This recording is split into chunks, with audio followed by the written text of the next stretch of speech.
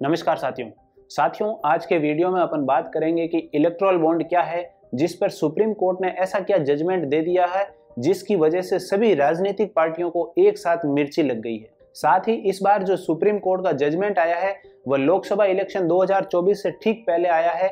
इस वजह से कॉरपोरेट कंपनीज और पॉलिटिकल पार्टीज के आपसी कनेक्शन का भी भंडाफोड़ होने वाला है। इससे हम ये भी जान पाएंगे कि कौन सा कॉरपोरेट घराना किस राजनीतिक पार्टी का चहेता है। तो एक्चुअल में क्या है ये इलेक्टोरल बॉन्ड और सुप्रीम कोर्ट के इस जजमेंट से देश की बड़ी बड़ी पॉलिटिकल पार्टीज में सन्नाटा क्यों छाया हुआ है, इसलिए सब कुछ डिटेल में समझने की कोशिश करेंगे आज के इस स्पेशल वीडियो में। साथियों, भारत दुनिया का सबसे बड़ा लोकतांत्रिक देश है क्योंकि अपने देश की पॉपुलेशन ही अब दुनिया में सबसे ज्यादा है। जहां पर हर 5 साल में आम जनता को सरकार बनाने का मौका मिलता है, तो यहां पर राजनीतिक पार्टियां चुनाव जीतने के लिए ताबड़तोड़ मेहनत करती है। इसी कारण इन चुनावों में सबसे ज्यादा खर्चा होता है और आज का टाइम ऐसा है कि इस समय जो राजनीतिक पार्टी सबसे ज्यादा खर्च करती है उसके चुनाव जीतने के चांसेस और ज्यादा बढ़ जाते हैं। अब आप यहाँ कहोगे कि राजनीतिक पार्टियों का क्या खर्चा है? खर्चा तो चुनाव आयोग का है जो कि ईवीएम मशीन लगाता है, सरकारी मशीनरीज का उपयोग करता है, सरकारी कर्मचारियों को इलेक्शन में लाने से ले जाने तक या जरूरत पड़ने पर सुरक्षा बलों की भी हेल्प लेता है। और भी बहुत सारे खर्चे होते हैं जो चुनाव आयोग उठाता है। साथियों, ये खर्चा तो अलग है। आज मैं जिस खर्च की बात कर रहा हूं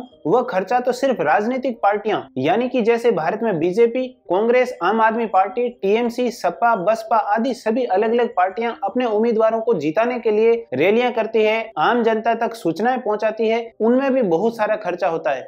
और ये खर्चा इतना होता है कि आप उम्मीद भी नहीं लगा सकते। एक खर्चा तो वो होता है जो खुल्लम खुल्ला सबको दिखाई देता है, जैसे किसी पॉलिटिकल पार्टीज का नेता हेलीकॉप्टर से रैलियां करने आता है और उस रैली में टेंट लगवाना, लाइट की व्यवस्था करना, साउंड सिस्टम लगवाना और आम पब्लिक के लिए बैठने की व्यवस्था करना, साथ ही खाना पीना, नाश्ता आदि की व्यवस्था करना भी होता है। दूसरा खर्चा ऐसा होता है, इसमें जैसे न्यूज़पेपर में एडवर्टाइजमेंट देना, बड़े बड़े होर्डिंग्स लगवाना, आम पब्लिक में पैम्पलेट बांटना, बड़ी बड़ी गाड़ियों से अनाउंसमेंट करवाना या फिर शराब पिलाना।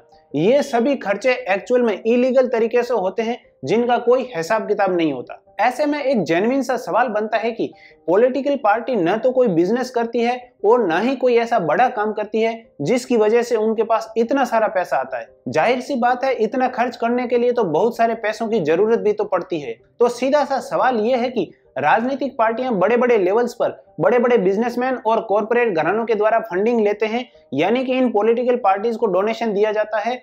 इन डोनेशंस के पैसों से ही पॉलिटिकल पार्टीज के उम्मीदवार प्रचार प्रसार करते हैं और जनता के साथ बड़े बड़े वादे भी करते हैं। इस जवाब में ही एक सवाल ये भी निकल कर आता है कि कोई बिजनेसमैन या कॉरपोरेट कंपनी किसी पॉलिटिकल पार्टीज को इतना सारा डोनेशन क्यों देती है? इन बिजनेसमैन या फिर कंपनीज को क्या बेनिफिट मिलता होगा?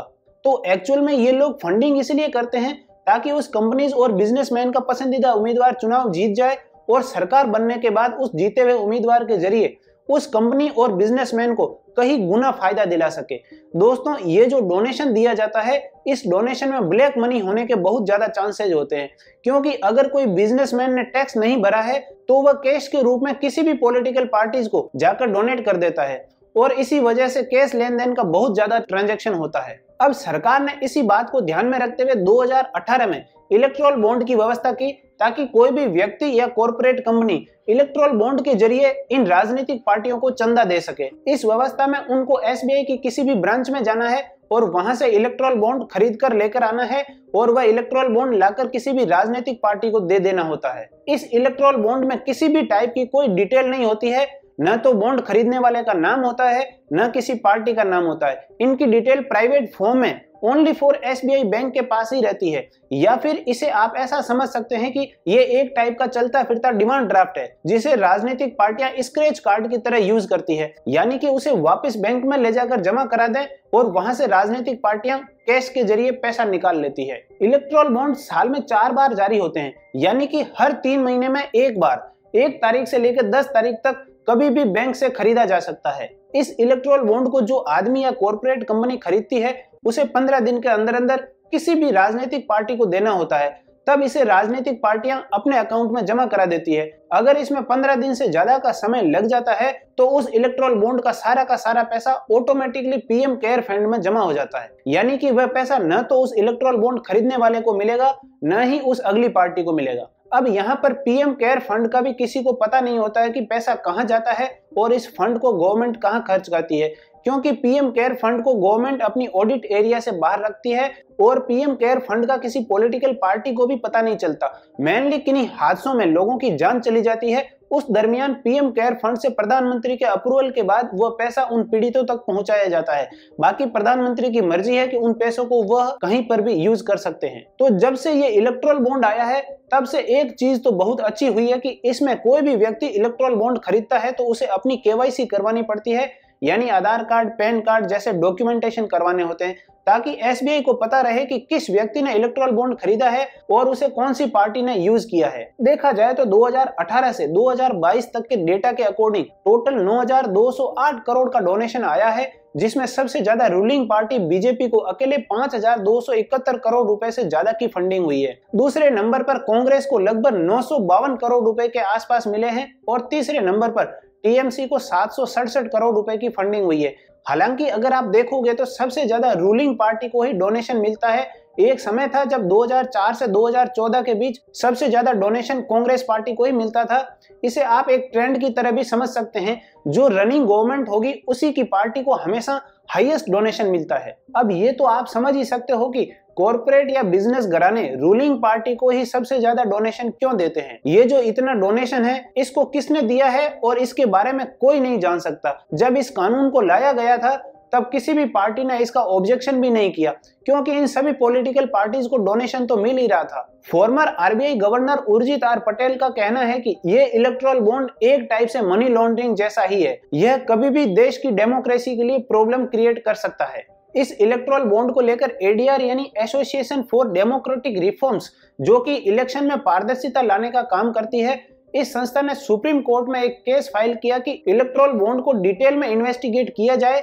इस पर इलेक्शन कमीशन ऑफ इंडिया ने भी कहा है कि इसमें पारदर्शिता की कमी है, क्योंकि देश की जनता को पता चलना चाहिए कि किस बिजनेसमैन और कॉर्पोरेट कंपनी ने कौन सी पार्टी को कितना पैसा दिया है। अब बवाल यहीं पर शुरू हो जाता है कि राजनीतिक पार्टियां नहीं चाहती है कि हमें जो डोनेशन मिलता है उसका किसी आम जनता को पता चले। अब आपने ऐसे आरोप प्रत्यारोप तो सुने ही होंगे कि सरकार किसी एक कंपनी को बहुत ज्यादा प्रॉफिट करवा रही है, तो कहीं वास्तव में ये सच तो नहीं है कि उस कंपनी ने 1 लाख रुपए का डोनेशन देकर 1 करोड़ रुपए का गवर्नमेंट से काम करवा लिया हो, क्योंकि गवर्नमेंट अपनी जेब से तो कोई काम करती नहीं है, पैसा तो देश का ही होता है। इसलिए इलेक्ट्रल बॉन्ड को लेकर सुप्रीम कोर्ट में 15 फरवरी 2024 को एक लंबी बहस चली थी। इस बहस में इलेक्ट्रल बॉन्ड की कुछ खामियां सामने आई, जो इस प्रकार थी कि पहले इलेक्ट्रल बॉन्ड में कोई भी बिजनेसमैन या कॉर्पोरेट कंपनी अपने प्रॉफिट का 7.5% से ज्यादा डोनेट नहीं कर सकता था, लेकिन जब अमेंडमेंट किया गया तो ये अपनी मर्जी के अनुसार कितना भी डोनेशन दे सकता है। दूसरा ये कि कोई भी बिजनेसमैन या कॉर्पोरेट कंपनी अपने रेवेन्यू का ओनली 10% ही डोनेशन दे सकती है, जबकि अमेंडमेंट के बाद तो इस लिमिट को हटाकर अनलिमिटेड कर दिया गया।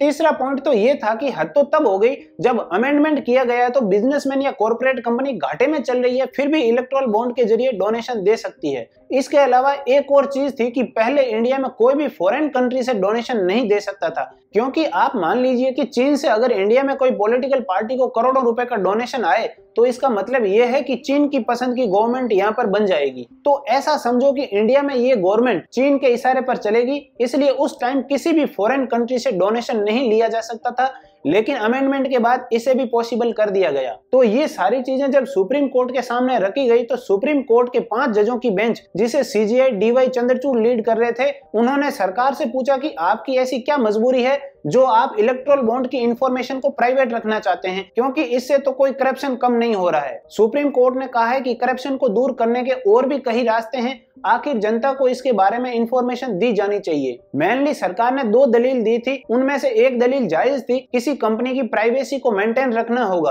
क्योंकि अगर सरकार चेंज हो गई तो दूसरी पार्टी की सरकार उस कंपनी के साथ अच्छे से बिहेव नहीं करेगी। लेकिन जब डेमोक्रेसी की पारदर्शिता की बात आती है तो ऐसी प्राइवेसी कोई मायने नहीं रखती है। सरकार की दूसरी दलील थी कि जनता को राइट टू इंफॉर्मेशन के जरिए जो अधिकार है वह एक लिमिटेशन में है, उसमें हर मामला पब्लिक क्यों जाने। तो सुप्रीम कोर्ट ने कहा कि यह कोई नेशनल सिक्योरिटी से रिलेटेड मैटर नहीं है, कि जनता को बताने के लायक नहीं है, या फिर कोई कॉपीराइट पेटेंट या साइंटिफिक अचीवमेंट नहीं है कि जनता को बताने पर फैल जाएगा इसलिए राजनीतिक पार्टियां पैसे कहां से ला रही है और इससे रिलेटेड इंफॉर्मेशन है तो इसे जनता को देना जायज है। सुप्रीम कोर्ट ने आर्टिकल 19A के अकॉर्डिंग राइट टू इंफॉर्मेशन का उल्लंघन मानते हुए 5 जजों की बेंच ने इसे 5-0 के साथ इलेक्टोरल बॉन्ड को यह कहकर खारिज कर दिया कि ये एक असंवैधानिक है। और साथ ही सुप्रीम कोर्ट ने SBI बैंक को भी ये ऑर्डर दिया कि आज तक जितना भी इलेक्टोरल बॉन्ड का डेटा है वह 13 मार्च 2024 तक इलेक्शन कमीशन को दिया जाए और इसे पब्लिक कर दिया जाए। तो दोस्तों, जब 13 मार्च को ये डेटा पब्लिकली होगा